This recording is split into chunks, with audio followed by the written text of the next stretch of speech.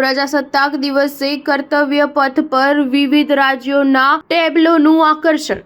ભારતમાં 76મા પ્રજાસત્તાક દિવસની ભવ્ય રીતે ઉજવણી કરવામાં આવી।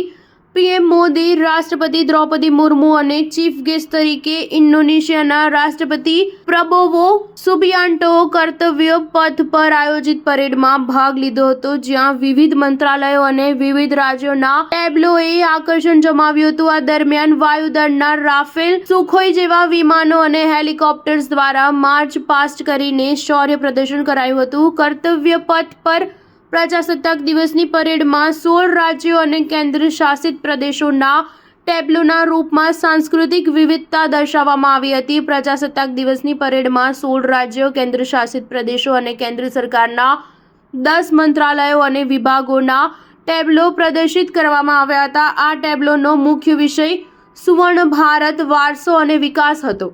સામાજિક ન્યાય અને સશક્તિકરણ તથા આદિવાસી બાબતોના મંત્રાલયે સ્વર્ણિમ ભારત, વિરાસત અને વિકાસ થીમ પર ટેબ્લો રજૂ કર્યો।